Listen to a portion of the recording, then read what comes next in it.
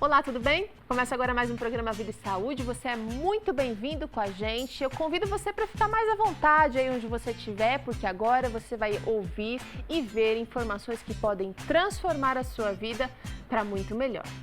No programa Vida e Saúde dessa semana, a gente está falando sobre saúde sexual, a gente já falou sobre a educação, a importância do autoconhecimento, a gente já falou sobre o HPV, uma preocupação da família, da comunidade, do governo, e hoje a gente vai falar de algumas doenças sexualmente transmissíveis. Toda a família pode ficar esperta, mesmo você que ainda não iniciou a sua vida sexual, a informação é fundamental para prevenir, para proteger e também futuramente para tratar problemas da saúde sexual. No programa de hoje a gente ainda vai ter conversa aqui, organização de mala de viagem. Vamos preparar uma receita deliciosa. Hoje eu que vou estar na cozinha com a produtora do programa Vida e Saúde, a Daniele, e nós vamos fazer aqui uma receitinha toda saudável e muito fácil para você, tá bom? Tem ainda o quadro 60 e quantos, onde a gente vai tratar de um problema da terceira idade. Você que está vivendo essa fase, que é para ser uma boa fase da vida também, pode aproveitar as informações que vamos passar daqui a pouquinho aqui no quadro 60 e quantos. Tem tudo isso e muito mais. Você pode sugerir pautas pra gente. Entra lá no nosso blog, novotempo.com/vida e saúde, e diz o que é que está te incomodando, o que você gostaria de ver os especialistas aqui do Vida e Saúde respondendo para você. E a gente vai fazer todo o possível para buscar profissionais qualificados e que tragam informações realmente importantes, relevantes e verdadeiras. Eu acho que é o mais importante para você. Agora nós temos o prazer de receber aqui o Dr. Rafael, que é urologista, a doutora Edinalva, que é ginecologista. Olha, me fugiu o nome aqui. Bem-vindo, tudo bem? Tudo bem, doutora? Obrigada por aceitarem nosso convite mais uma vez, viu? Hoje vamos tratar de problemas, são vários problemas que podem acontecer, que podem atrapalhar a saúde sexual. E eu acho que é importante, o conhecimento é fundamental. Desde o nosso começo, primeira conversa aqui, conhecimento, a informação é fundamental para que a gente evite e também trate os problemas. Sim. Doutor, herpes genital, sífilis, gonorreia, AIDS, hepatite B, hepatite C, são apenas algumas das doenças sexualmente transmissíveis que são realmente causa de preocupação dos especialistas e também da comunidade em geral. Vamos começar falando da herpes. O que é a herpes genital? Bom, muito bom. Como nós falamos anteriormente sobre HPV, uma das principais doenças sexualmente transmissíveis, mas como você citou, existem uma gama de outras doenças que são comumente diagnosticadas e fazem parte do nosso dia a dia clínico. O herpes é um deles, né? O herpes genital nada mais é do que um vírus também. Ele é transmitido também pela via sexual. Existem dois tipos. O tipo 1, que geralmente aparece na cavidade oral, né, que a população conhece muito bem. Existe o tipo 2. Que são aquelas feridinhas na boca. Exatamente. E o tipo 2, que são mais frequentes na região genital. Como é que se manifesta no homem, por exemplo, o herpes genital? São vesículas, são bolhas que aparecem no pênis. Comumente essas bolhas elas rompem, elas se estouram e formam úlceras. E essas úlceras, pequenas feridas, principalmente na glande peniana, causam muitos sintomas para o homem, né? Ardor, só o fato às vezes da água cair, aquilo ali arde, queima, dá muito sintoma clínico. Uhum. Essa é a principal característica que a gente observa no homem no aparecimento do herpes, que provavelmente seja muito semelhante também na mulher que se observa no consultório. Na mulher, a mesma coisa. Inclusive, se a mulher tem a primeira infecção herpética durante a gestação, a indicação formal do parto cesariano. Entendi. Porque é altamente contagioso para o bebê. Mas também a primeira infecção é muito desconforto, a paciente tem um quadro como se ela fosse ter um resfriado, sabe? Por vezes vem gânglios também inguinais, assim, já inchados, dolorosos, entendeu? E é uma DST que merece um grande destaque, porque assim, ela já não tem cura, ela tem um controle. Uhum. Assim como a herpes da boca, que também não tem cura, depende do da momento. Resistência, da imunidade, de alguns fatores que possam desencadear. Mas ela tem controle, então viu lá as úlceras, viu lá as feridinhas com aquelas bolinhas, vai para o especialista, que tipo de conduta, que tipo de tratamento? Então, o tratamento do herpes passa a ser também uma mudança de estilo de vida. como nós comentamos anteriormente, a pessoa tem que estar com uma boa imunidade. Se a imunidade está boa, dificilmente esse herpes ele vai se manifestar, tá? O diagnóstico, ele é clínico basicamente, né? São esse quadro que eu comentei a respeito. E também existe um diagnóstico sorológico, né? Você faz pesquisas de anticorpos que são formados pelo corpo no sangue. Você detecta se a lesão é ativa, o herpes ele está ativo, ou é um herpes mais latente, se criou apenas uma anticorpos devido ao contato com aquele vírus.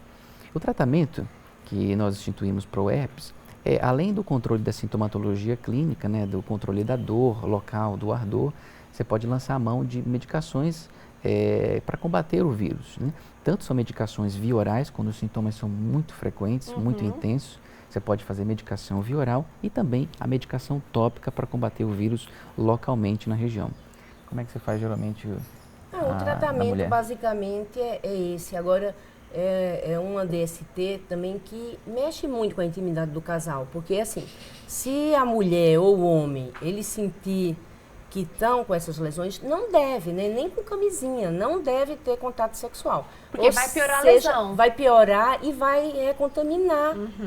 Às vezes, um dos parceiros pode não ter a coisa viral, ou se naquele momento ele tiver uma baixa de resistência, a pessoa também passar. Então, em fase aguda, quando tá com as lesõezinhas lá, não é bom manter relação sexual, nem com camisinha. E se for o herpes labial também, o bucal, não beijar. Então, eu queria fazer essa pergunta também. Tem uma crença de que o herpes labial também é decorrente de relação com, por exemplo, sexo oral. Não tem nada a ver. O tipo 1 e o tipo 2 são diferentes. Não, tem sim, porque a mudança dos hábitos sexuais, antes assim, eu aprendi, quando eu me formei há muito tempo atrás, era que assim, daqui para cima, do umbigo para cima era o tipo 1.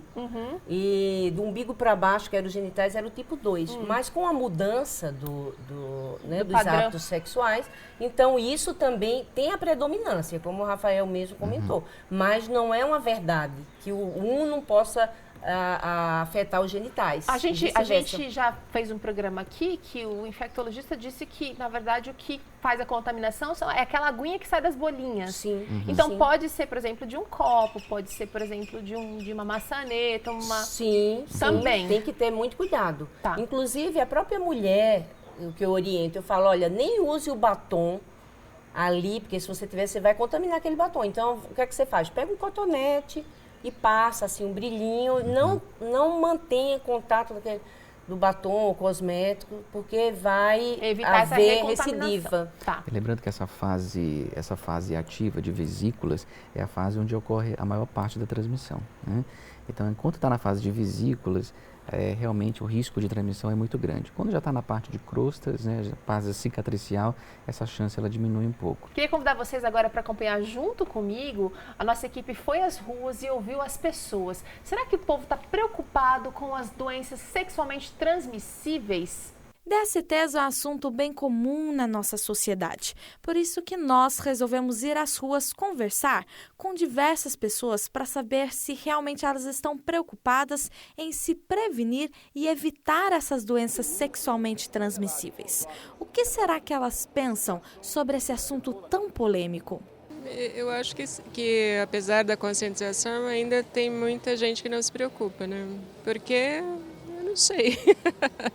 Talvez pelo também tem como diria, as pessoas têm de prevenção, né, de uso da camisinha, tem um certo tabu, vamos dizer assim, com relação a isso. Penso que é isso, assim. Não, as pessoas não estão nem aí, eles saem com qualquer um, não estão se preocupados. Tanto é que você vê gente assim, crianças grávidas. Então, na minha opinião, eles não estão preocupados. Eu creio que sim, né? Eu acho que a falta de responsabilidade e maturidade é muito grande, né? Infelizmente, as pessoas não pensam no dia de amanhã. Deveria pensar mais. Essa é a minha resposta. Eu acredito que sim, porque cada vez é mais difundido isso na televisão, isso aí é amplamente difundido, isso aí a gente escuta demais falar, é cada vez mais claro para as pessoas tanto o risco que elas estão correndo quanto a consequência, né? Mas nós não terminamos por aqui. Continuamos perguntando para eles o que é feito para prevenir a DST. Além disso, eles também nos contaram que as campanhas de conscientização são fundamentais. Eu acho que a conscientização é a melhor arma. Quanto mais as pessoas se conhecerem, conhecerem mais sobre essa área, mais elas vão se preocupar, mais elas vão cuidar. Então, começa de casa, assim, os pais falando mais, conversando mais sobre isso, para poder assim, evitar esse tipo de doenças. Vai muito do interesse de cada um, não é? Então, mas eu acredito que as pessoas têm procurado sim a se prevenir. Acredito que sim. É importante desde que a pessoa realmente dê ouvido, né? E faça conforme realmente está ouvindo. Se não der ouvido, não vai adiantar nada, as pessoas vão perder tempo, vão gasta com campanhas e não acontece nada porque as pessoas não dão ouvido, não guardam no coração e deveria também voltar-se mais para Deus, com certeza. Alguns se preocupam, outros não. Agora eu perguntei aqui para a doutora, enquanto a gente estava aqui esperando, será que as pessoas estão preocupadas? Ela disse que sim, mas o que elas fazem a respeito é outra questão, né? Vamos pular para sífilis agora. Outro problema bastante comum que pode ser evitado, deve ser evitado, mas vamos tentar entender o que é a sífilis. Olha, a sífilis, ela é uma doença também sexualmente transmissível, é causada pelo treponema pálido, o germe, a bactéria que causa a doença sifilítica, e ela tem fases evolutivas. Como é que se apresenta no homem a sífilis, né? A sífilis, ela tem um quadro de doença primária, que é uma úlcera peniana. Então, o homem vai observar o pênis e vai ver uma úlcera, geralmente é uma úlcera única, de fundo sujo, e que às vezes ela demora para cicatrizar. Então, às vezes ela fica lá 3, 4 semanas, isso serve de alerta para o homem procurar o especialista. Geralmente essa é a fase primária da doença. E muitas vezes, até sem o tratamento, ela cura espontaneamente. Então, daí vai um grande perigo. Às vezes o homem detectou que aquela úlcera sumiu e acha que está tudo curado, passou aquela fase e não vai procurar. E muitas vezes vai se apresentar novamente a sífilis num quadro evolutivo que nós chamamos de sífilis secundária. Aí já aparecem outros tipos de manifestações, como dermatite na pele, entre então, outros. quer dizer que se a ferida da sífilis, que talvez ele nem tenha identificado como sífilis ainda, desapareceu, não significa que ele está curado. Com certeza, não, ela permanece no corpo. Permanece no corpo e às vezes se manifesta de um mecanismo secundário e às vezes terciário, que são manifestações neurológicas que pode acontecer, que nós chamamos de neurosífilis. Aí o perigo está aumentando, né? Agora, importantíssimo, então, que detectou o problema, mesmo que você não saiba o que é, vai para o especialista, que é o papel dele é identificar, não é? Ele vai fazer exames, ele vai verificar, ele vai... você foi preparado para isso, doutor. Agora, às vezes a gente quer, né, tapar o sol com a peneira. Não, foi embora, tá tudo bem e vai continuar passando. E o casal também está atento, a mulher também está atenta, porque essa úlcera... Geralmente é uma úlcera indolor, ela não dói. Ela tem esse fundo sujo, tudo, mas por ela não causar dor, então as pessoas falam, não deve ser nada. Mas tem que ser. E, inclusive, a sífilis congênita é muito grave. Toda gestante faz o VDRL, é obrigatório, um exame pré-natal, porque causa muita malformação no feto. Entendeu? Então, tem que ser tratada. E se é descoberta na gravidez, é tratada também. Olha que bom. O bebê também é pesquisado depois. Então, são doenças que têm cura, se são feito o diagnóstico e o tratamento adequado. Doutora, já que a senhora mencionou isso, quando a mulher ela vai estar se planejando ou mesmo já ficou grávida, esses exames para descobrir se tem sífilis, para descobrir se tem herpes ou faz o Papa Nicolau para pesquisar HPV, eles são fundamentais para evitar problemas, não só para a mãe, mas para o bebê também? Sim, com certeza. O ideal seria a mulher estar preparada bioquimicamente, né? Afastar infecções, anemia. Fortalecer, sim, vitaminas. todo o organismo, se preparar com vitaminas para evitar malformações do bebê, né? Do tubo neural, que hoje já é uma informação que é bem difundida, né? Então ela tem que estar assim como o homem também deveria, né? Se cuidar. Vamos fazer uma pausa aqui para a nossa conversa. Vamos tentar entender daqui a pouquinho como funciona o tratamento para sífilis, já que ela é uma doença silenciosa, apesar de ser visível, ela não causa dor, mas a gente precisa entender como deve ser feito o tratamento para que realmente ela não cause esses reaparecimentos da doença com agravações. Mas vamos fazer um intervalo, na volta a gente traz esses assuntos aqui no programa Vida e Saúde.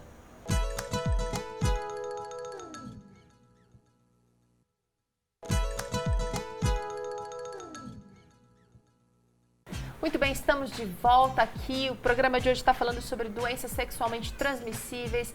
A gente precisa ficar alerta, a gente precisa entender os riscos e o que fazer para evitar e também tratar o problema. Nós começamos falando aqui sobre a herpes genital, falamos um pouquinho agora sobre a sífilis e a gente parou aqui no ponto exato de entender. Foi feito o diagnóstico. O que é preciso, então, para que essa doença ela seja controlada ou erradicada? O que acontece com a sífilis, doutor? A sífilis, ela tem tratamento, né? Existe cura para a sífilis. Então, o tratamento que nós fazemos depende muito da fase evolutiva que o paciente se encontra. Se é uma sífilis primária, que, por exemplo, no homem, é aquela úlcera, só relembrando, aquela ferida que demora em torno de 3 a 4 semanas, demora para sarar, de fundo sujo e indolor, né? Geralmente nós chamamos isso de sífilis primária. E o tratamento é com doses elevadas de penicilina, que é a bezetacil. Geralmente a sífilis secundária, você estende um pouco mais essas doses, e a sífilis terciária, que é a neurosífilis, você estende um pouco mais também esse tratamento com doses altas de penicilina. E mas os a sífilis tem cura. São bons. São bons, né? Você vai acompanhando com sorologias, né? A quantificação dessas sorologias, elas tendem a baixar, né? E tudo isso você acompanha no tratamento da sífilis. Vamos falar agora então da gonorreia. O que é a gonorreia e de que forma ela se manifesta, tanto em homens quanto mulheres? A gonorreia também não deixa de ser uma doença sexualmente transmissível. Ela é causada por uma bactéria chamada Neisseria gonorreia. E ela causa o que nós chamamos no homem de síndromes uretrais, são as uretrites. Né?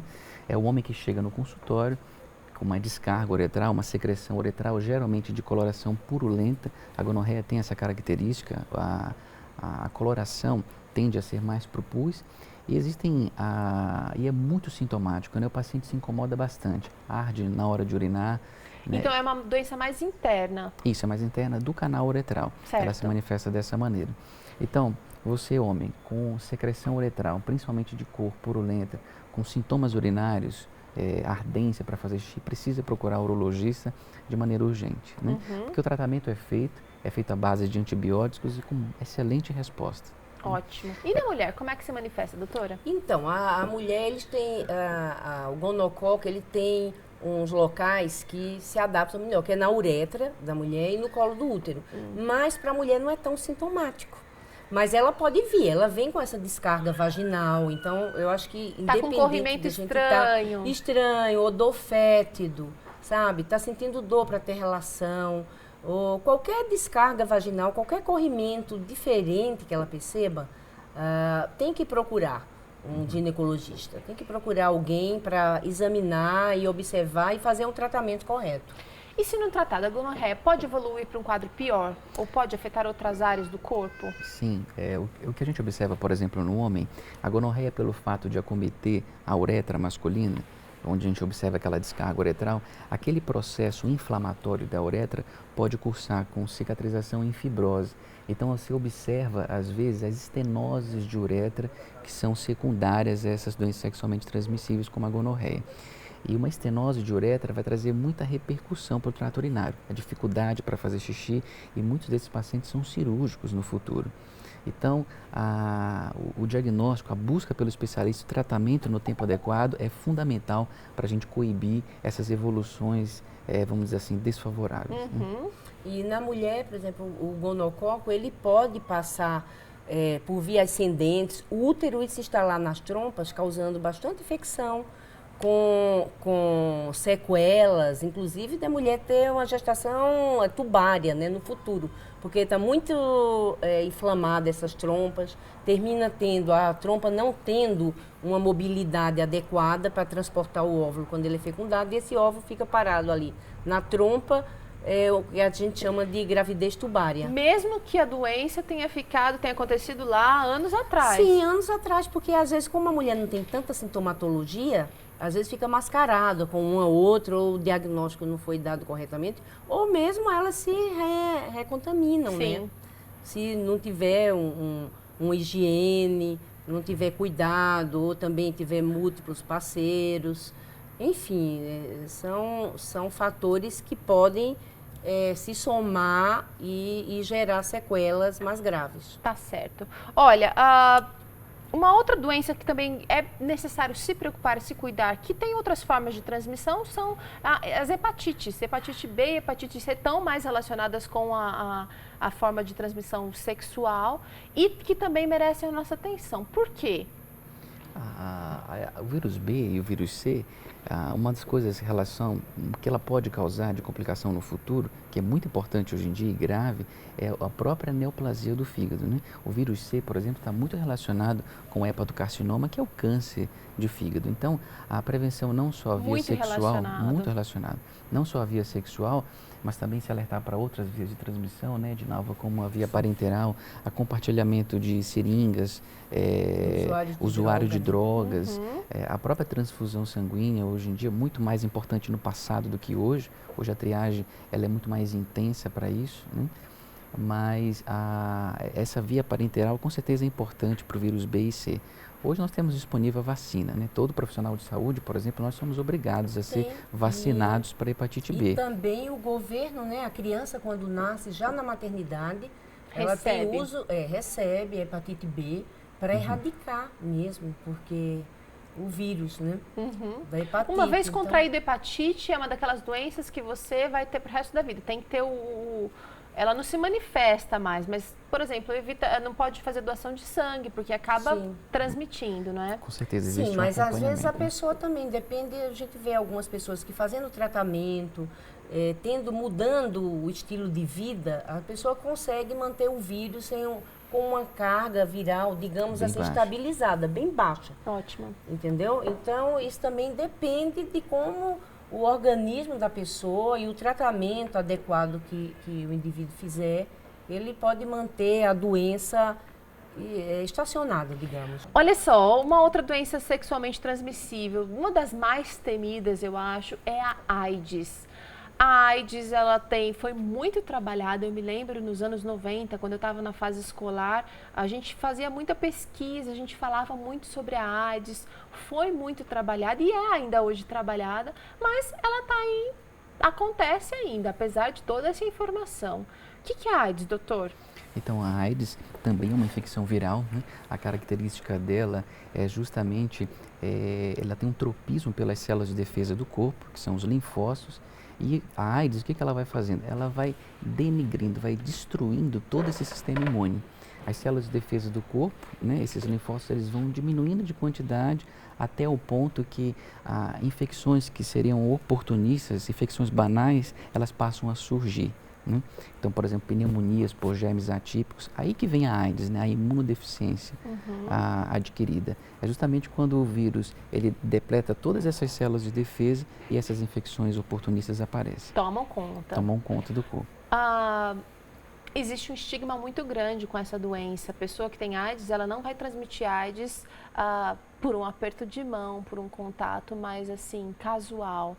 E as pessoas acabam sofrendo muito. O diagnóstico em si da AIDS já é uma coisa muito forte, como o do HPV também, né, doutora? Sim, sem dúvida. O que fazer para evitar o vírus da AIDS? Com certeza. Tudo que nós falamos a respeito da prevenção de doenças sexualmente transmissíveis, o uso do preservativo, isso aí é fundamental. A AIDS também é contraída por compartilhamento, por via parenteral, então tomar cuidado com pérforos, com cortantes, essa história de compartilhamento de seringas, tudo isso são vias de transmissão do vírus da AIDS. E cuidado também, até no salão de cabeleireiro, né?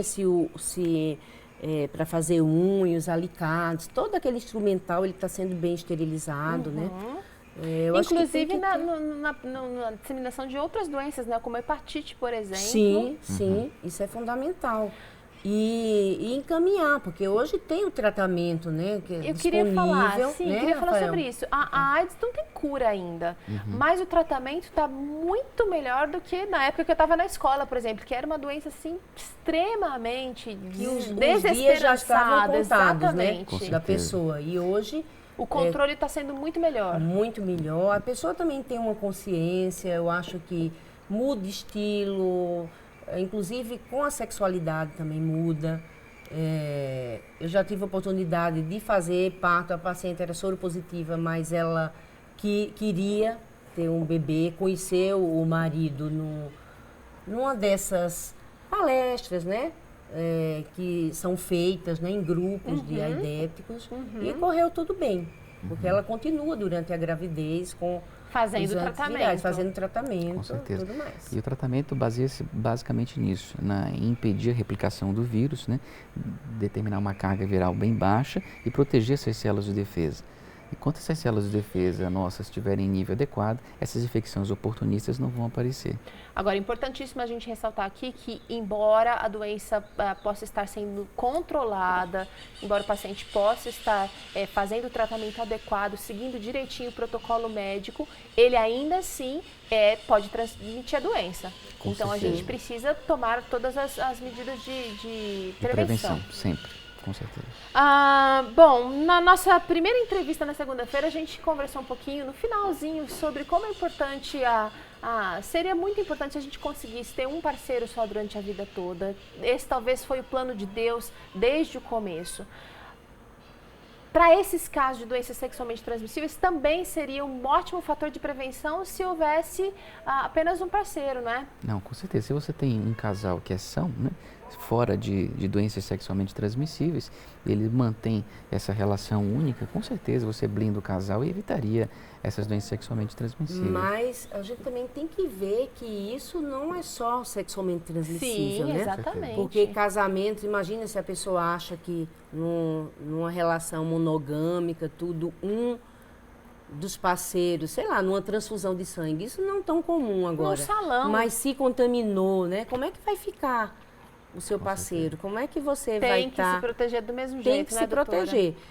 Sempre se proteger e aquela coisa. A gente no casamento tem que ser na alegria, na saúde, na doença, na alegria, na tristeza, né? O casal tem que estar de mãos dadas para enfrentar todas essas adversidades. Porque estamos expostos. Estamos sujeitos, com todos nós. com todos os cuidados que possamos ter, né? Mas o importante é assim, o diagnóstico foi feito, o tratamento tem que ser instituído e o casal, principalmente essas DSTs, eles estarem juntos, né? Ali juntos para o tratamento serem adequado. honestos e bola para frente, sim. não é?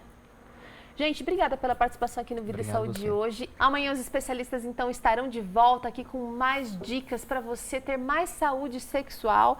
E agora, dica Vida e Saúde que a gente acompanha. Em seguida, tem a Sheila aqui, vai falar para a gente sobre organização de mala de viagem.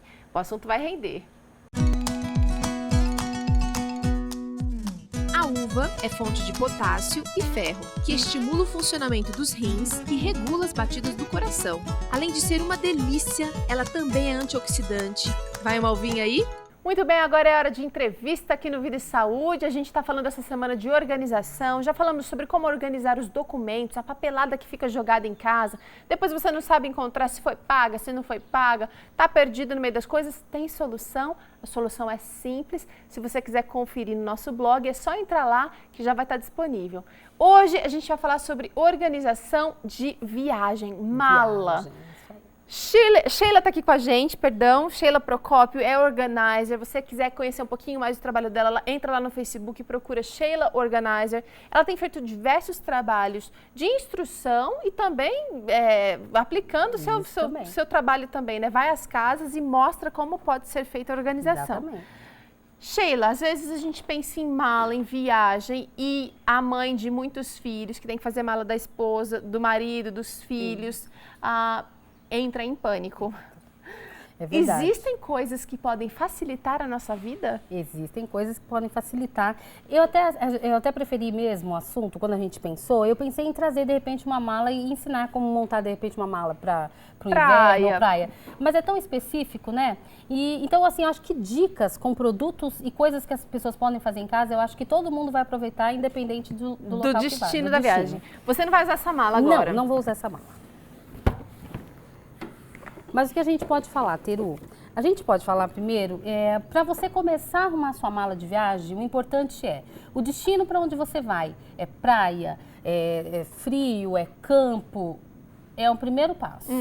Depois, o que você vai fazer nesse local? Você só vai aproveitar férias ou você também vai ter reunião de trabalho, vai ter algum jantar, alguma coisa?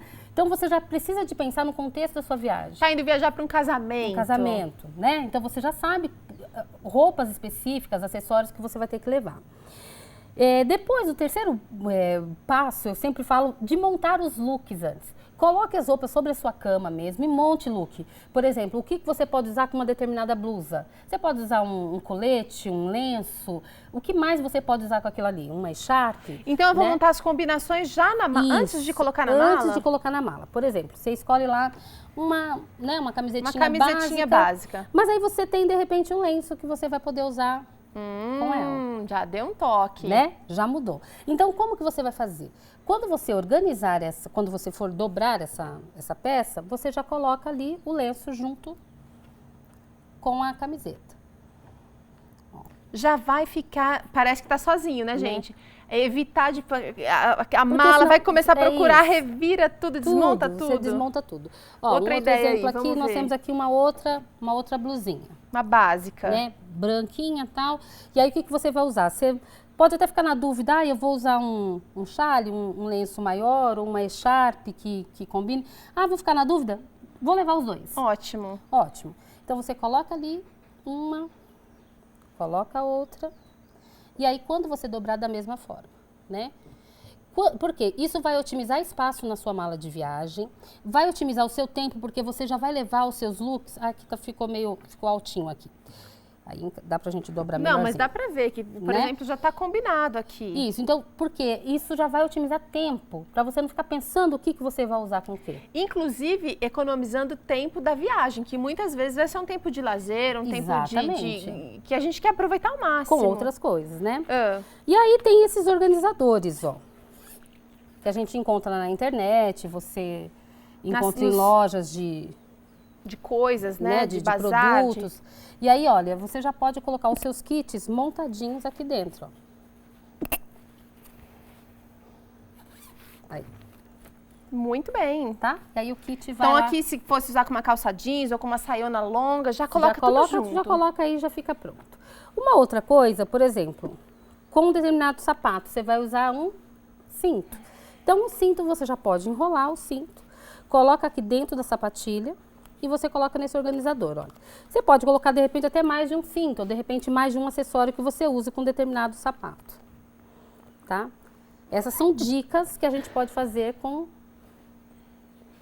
outros.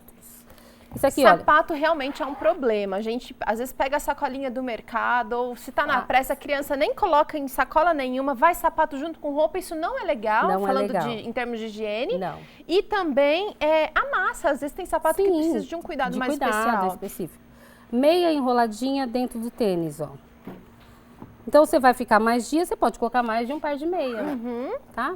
E tem esses organizadores que são ótimos, olha. Que você pode colocar na sua mala e ele fica ótimo. Dá para visualizar, ele tem a partezinha transparente e protetora. Né? Por exemplo, você vai malhar na sua viagem, então deixa junto já lá, ou o top, ou a camisetinha que você costuma fazer, já deixa junto. O que a gente faz sempre aquela técnica do envelopamento, você prende aqui dentro, olha. Fica aqui dentro. E aí não vai perder. Você já sabe que está aqui. Quando você for malhar ou for fazer a sua caminhada durante a sua viagem, já está fácil para você usar. Ótimo. E eu costumava fazer uma pilha de camisetas, uma pilha de calças, de shorts, e chega na hora de tirar da mala, às vezes a gente nem tira da mala. O certo é quando chega no destino é tirar da mala também. Até para a roupa dar uma assentada, né? Eu, às vezes, na pressa, começo a procurar uma coisa, puxa a camiseta. Se é uma criança puxando, ela vai puxar da pilha, vai virar aquela coisa. Então, realmente, o look pronto é mais fácil. Você, às vezes, está tomando banho, olha, tá lá, é a camiseta amarela. A criança puxa a camiseta amarela, ela já tá com a bermuda, com tudo junto. Tudo lá bonitinho. Uma outra coisa aqui é uma colmeia de gaveta. É uma colmeinha que a gente usa na gaveta. Só que essa colmeia é uma colmeia mais larga, ela não é tão estreita como aquela de colocar lingerie. Ela é um pouquinho mais larga. Então, assim, até para baby look de adulto também dá. Aqui no caso são blusinhas de criança, ó. Mas você leva uma dessa daqui, você vai tirar, olha aqui, a blusinha, né? Nossa, e quantas cabem aí dentro, hein? Quantas cabem. E aí você olha porque ela vira uma gavetinha, só que ela é sanfonada. Então, ainda que seja um espaço pequeno, olha, eu vou colocar nessa frasqueira, ó. Um espaço... Uma mala pequenininha. Que não é uma mala tão grande, ó. Ela vai caber lá dentro. Olha, gente, quantas couberam? 2, 4, 6, 8, mais de 10, 12. Então... Muito bacana. Fica de leitinho. Quando você tirar daqui, você chegando no hotel ou na casa, onde você for ficar, é só você tirar e deixar dentro do armário. Isso aqui super facilita. Ó, eu acho que a grande dica disso aqui é visualização. Às vezes a gente faz uma pilha e aí você fala assim, olha, pro marido, fala pra criança, pega lá, tal camiseta tá em tal lugar. Eles não conseguem, eles não sabem onde tá. Olha isso aqui, você tem a visão completa, vou mostrar aqui, de tudo que tá aqui. Então, gente, uma grande sacada. É visão. Ótimo para ver. E esse daqui também é um outro modelinho de saquinho, olha. Você pode colocar uma blusa também, que fica fácil. Um especial, poder... que não vai desfiar e tal. Né? Aí, quando a gente fala de nécessaire, a gente fala, ou bagagem de mão, né, de repente, que você vai. Eu sempre penso assim, você chegando no destino, você está no aeroporto, de repente, sua mala perde, acontece alguma coisa, como é que você faz? Você precisa de uma roupa, alguma coisa confortável. Então, eu falo da nécessaire, aqui tem um shampoo, que você vai levar, básico, né? Um shampoo, não precisa de ser de repente o vidro todo. Você pode colocar em frascos menores o shampoo, o condicionador, o creme hidratante. Você não precisa de levar o vidro grande. E sempre leve uma troca de roupa, porque você não sabe se isso pode acontecer. De repente você quer tirar uma roupa, você está com calor. Gente, criança às vezes vai comer, pinga alguma coisa na roupa, aí cai a bagagem está perdida ou não chegou. Ou você está no navio, ainda não foi. Então, para a cabine. Isso tudo é complicado. Então, na bagagem de mão, se você tem isso à mão, já facilita bastante. Então, onde você leva a parte de necessaire, leva uma troca de roupa também, que eu acho que é bacana. Pode ser útil, pode ser útil. Sheila, mais uma vez você nos ajudou aqui a organizar. Muito obrigada. E ela volta amanhã, ela vai nos ajudar a organizar a volta às aulas, que também pode ser um caos no meio da euforia aí de voltar para a escola ou até do receio de voltar para a escola. Agora a gente vai para um rápido intervalo. Na volta tem culinária aqui no programa de hoje. Não perde não, já já.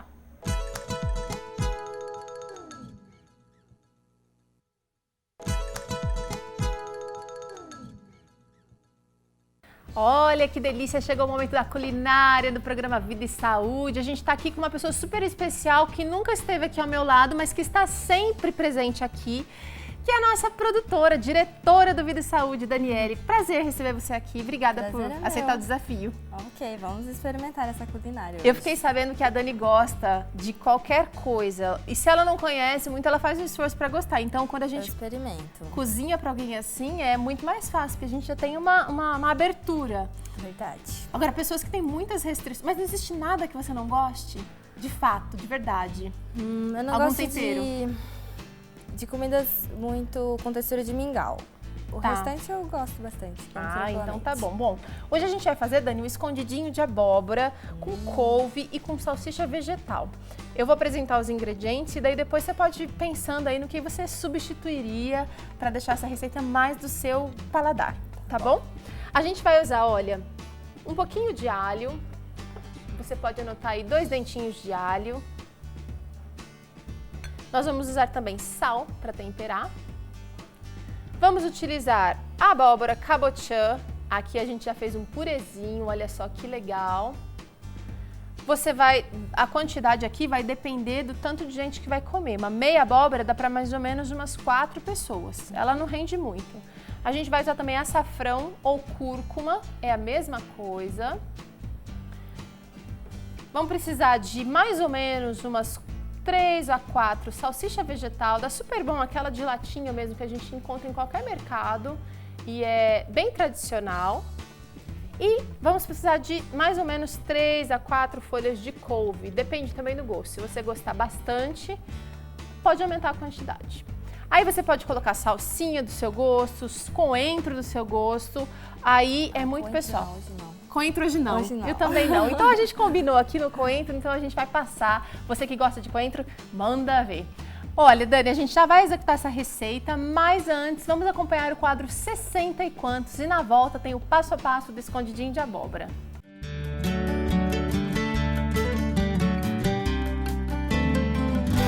Olá, querida audiência do programa Vida e Saúde e do quadro 60 e quantos.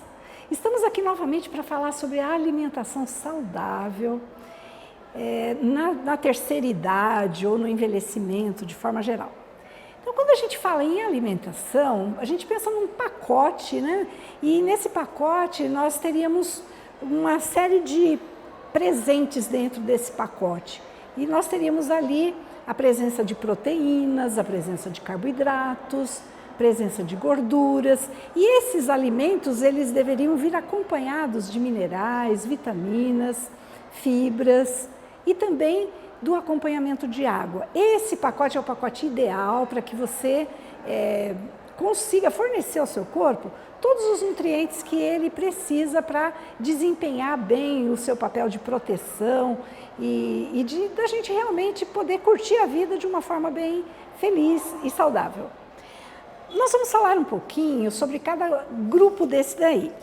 Falando de carboidrato. O carboidrato, ele está, a função dele é basicamente dar energia para o músculo. O músculo, ele é dependente do carboidrato para ter um bom funcionamento.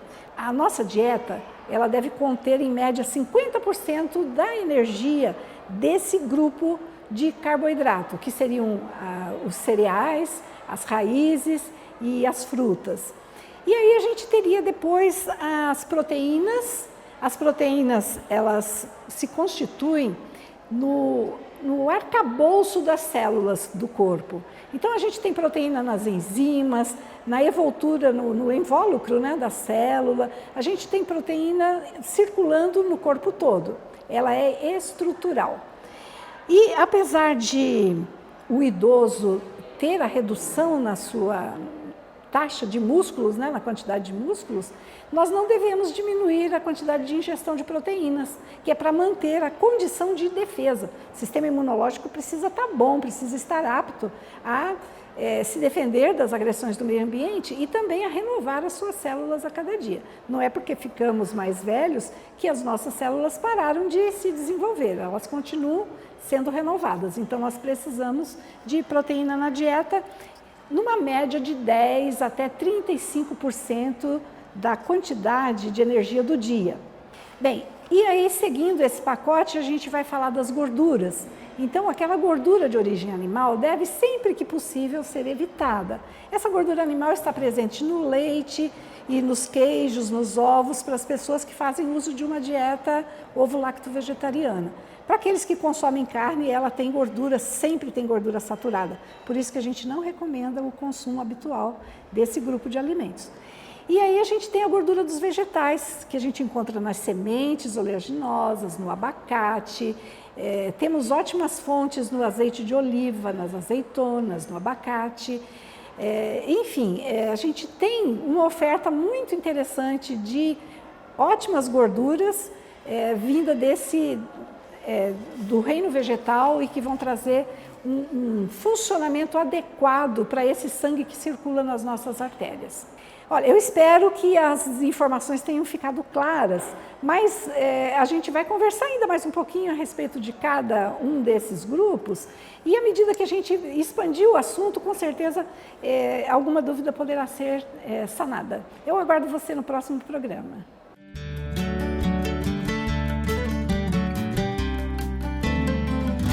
Olha só que legal. Essa pode ser uma melhor fase da vida se a gente escolher viver com... ou se a gente também se preparar para viver a terceira idade. Dani, você tá para casar, tá aí com os dias contados para casar. Você gosta de cozinha? Eu gosto bastante. Eu não sou muito boa na parte dos salgados, estou me esforçando para aprender. Você gosta de sobremesa? Sobremesa, suco. Eu moro com a Mariana, né, que participou do programa ontem e tal, é uma das produtoras do Vida e Saúde. E ela gosta mais dessa parte dos salgados. Então, sempre quando a gente faz um almoço, eu cuido da sobremesa e da salada e ela faz a comida. Então, a gente se dá bem nessa parte. Agora você vai ter que desenvolver o outro lado também. O noivo não cozinha, então eu vou ter que aprender mesmo. Mas isso pega muito fácil com a prática. A gente vai começar com o recheio do escondidinho, Dani. Primeira coisa que eu vou fazer vai ser cortar a salsicha em cubinhos. Ela normalmente vem assim, já enlatada.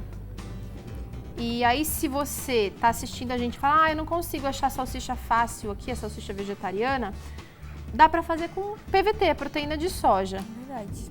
Vou cortar ela no meio. Eu sei fazer um escondidinho, mas não muito saudável, né? E eu acho interessante que desde quando eu entrei no Vídeo Saúde, o meu gosto por comida mudou bastante. É mesmo? Eu olho a comida com outros olhos. Eu penso se faz bem, se faz mal, como aquilo vai cair na digestão. Olha... Então, já fez uma diferença danada. Olha, eu acredito que assim, isso vem com maturidade também, viu, Dani? A gente vai ficando mais consciente à medida que a gente vai lendo, que a gente vai aprendendo. Então, a gente vai fazendo escolhas mais saudáveis, não só pelo paladar. Né? Quando a gente é adolescente, a gente está na faculdade, a gente quer comer o que é gostoso. Sim. Agora, quando a gente vai amadurecendo, a gente quer comer uma comida que é boa, mas que faz bem também. Eu não olho com os mesmos olhos que eu olhava aquele chocolate, aquela sobremesa mais calórica. Então... E o Felipe aqui passa várias receitas, não várias tem como dicas não boas. se apaixonar. Ele vai assistir a gente depois vai falar, devia estar aí com vocês, fazendo bagunça na cozinha. Ó, vou ligar a frigideira, vou colocar um pouquinho de azeite e eu vou dar uma sapecada nessa salsicha. Ficar um pouquinho defumada. Eu quero ela assim, com uma crostinha, entendeu? E não vou fazer muito também, porque a gente está diminuindo a porção aqui para uma pessoa só. Legal. E que sobremesa que você gosta de fazer bastante, que você é boa, Dani? Eu sou boa pra fazer torta de limão. Torta de limão. E tô pra testar uma aí que o Felipe ensinou que é mais saudável. Ah, legal, legal. Pra sapecar, a gente não pode ficar mexendo muito. A gente arruma na panela e deixa ela ali. Agora, você percebeu que alguns pratos salgados que a gente faz aqui no Vídeo Saúde não são tão difíceis assim, né? Não mesmo. Aqui a gente deixa a cozinha pré-pronta, né? Já tá tudo picadinho e tal, mas eu acho que em meia hora alguns pratos você consegue finalizar, né? Mas você sabe que até disso a gente tira aprendizado, Dani? Porque a Sheila estava aqui agora há pouco falando sobre organização, né? E na cozinha é imprescindível a organização também, porque se você começa a fazer uma receita e não tem todos os ingredientes, principalmente se você é iniciante, se você ainda não tem tanta experiência, você fica amarrado com medo de substituir e pode substituir e dar errado. Então é importante as medidas. se preparar, fazer essa preparação aí que a gente faz para televisão em casa também. Ó, ela já tá começando a dourar, tá vendo? Tá ficando bonita. Ela vai ficar crocante.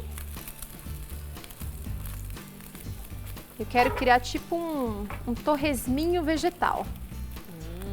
Eu quero dar crocância, já que temperinho a abóbora você coloca depois? Coloco depois. Primeiro eu vou selar. Bom, olha, quando ela ficar com essa consistência aqui, Dani, a gente vai colocar um pouquinho de sal. E a gente vai fazer o seguinte, a gente vai colocar para refogar o alho, bem pouquinho. E nessa mesma panela a gente vai colocar agora para refogar a couve. Esse vai ser o recheio do nosso escondidinho, tá? Põe a couve.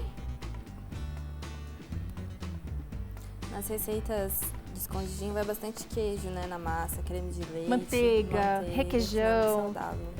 E a couve eu gosto de salgar já agora, porque senão depois ela engruvinha e a gente não consegue misturar o sal muito bem, tá, Dani? Ai, tô fazendo bagunça aqui, saudade do Felipe. Em homenagem. Ó, então refogou a couve, a gente vai deixar isso aqui de lado, deixar ela murchar, mudar de cor mesmo, tá?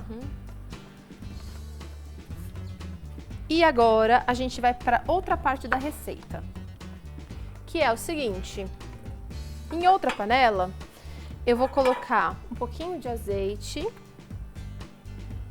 pouquinho, não muito, e já vou colocar o purezinho de abóbora.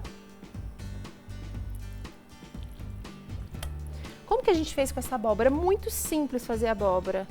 Dá para fazer na panela de pressão. Você vai colocar na panela de pressão com um pouquinho de sal, um pouquinho de alho, o que você quiser fazer. Ou a gente colocou no forno. O Felipe ensinou aqui pra gente uma técnica, né? Coloca um papel alumínio, põe ela direto no forno, depois você só tira a casca e faz o purê. Aí difícil tirar a casca, né? Então, mas quando ela tá cozida, é muito facinho. Agora, quando ela tá crua, complicado. Ó, até tem uma sementinha aqui. Vamos misturar aqui. Se você gosta de mais temperado, você pode colocar um pouquinho de alho, dar uma refogada no alho. Eu gosto de fazer ela mais básico. Então eu coloco o azeite, o sal e o que eu acho que dá o toque todo especial na receita é o açafrão. Em casa a gente usa bastante açafrão, a Mari gosta. Gosta? Coloca no arroz, no feijão, na lentilha. Nessa receita, como a abóbora já é meio adocicada, Dani, ele dá um toque muito especial. Você come e você não sabe exatamente o que é e fica querendo comer mais. Bem diferente, não conhecia escondidinho de abóbora. Só de batata, mandioquinha. É diferente, né? É diferente. Ó, então mexeu a abóbora, ela vai dar uma reduzida com o calor. E aí a gente já tá pronto para montar o escondidinho. Como que eu gosto de montar? Eu gosto de um formatinho legal. Então eu faço o seguinte, eu coloco primeiro a camada que vai ficar por último, que vai ficar visível. Primeiro a abóbora. E embaixo, para ficar escondido o nosso recheio, a gente vai colocar por cima a couve e a salsicha. Nessa receita, então, não precisa ir ao forno, novamente. Não precisa ir ao forno. Mais prática, rápida. E ela é bem gostosa, porque ela vai misturar texturas. Então, vai ter o macio do purê, vai ter o fibroso, assim, da couve, dá uma apertadinha. E vai ter o crocantezinho da salsicha, Dani. Tá bonito. Se você tem um aro em casa, aquele aro culinário, pode usar. Agora é uma boa hora para você experimentar. Será que vai dar certo? Assim, eu não passei nenhum tipo de óleo. Tá soltando, peraí. Tudo por um formato, olha lá, tá saindo. Criei um ar aqui. Não ficou exatamente o formato, mas olha, deu um... Tá bonito, tá bem rústico. Rústico, vai, Dani. Isso. Obrigada. Ela não pode falar mal porque ela ajuda a fazer o programa, então ela tem que ajudar a deixar bonitinho, né? Não, gente, Dani, mas tá bonito. Vamos finalizar com um enfeitezinho. Uma salsinha cabe muito bem aqui. Uma pimenta rosa que não é ardida, fica legal em volta aqui. Eu vou fazer o seguinte, eu vou colocar a couve para dar uma enfeitada. E de acompanhamento, você sugere o quê? Um caldo de feijão, vai muito bem. Um viradinho que a gente ensinou aqui outro dia, também fica gostoso. E uma saladinha, ele é um prato bem completo, você vai ver.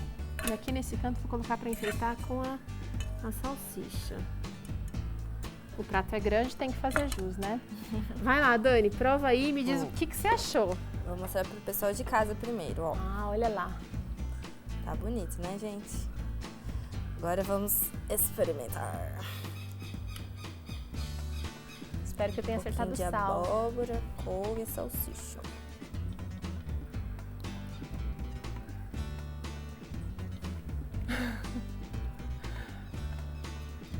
Tô com medo do que a chefe vai achar, gente. E aí, o que você achou? Fazendo cara de suspense igual a Teru faz pro filho.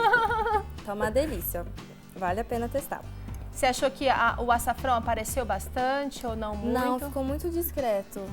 Dá pra colocar também um primo do açafrão, o curry, que é levemente, tem um pouquinho mais de pimenta, mas ele leva açafrão, ele leva outros condimentos também que são naturais e muito gostosos também. Bom, eu vou deixar a Dani comendo aqui, depois ela vai ter que ajudar a gente a lavar os pratos aqui também. O Vida e Saúde vai ficando por aqui, a gente se despede. Muito obrigada pelo seu carinho, pela sua audiência. E olha, faz um esforço, vai para a cozinha e ofereça o que há de melhor para sua família. Um abraço e até o próximo Vida e Saúde. Tchau, gente!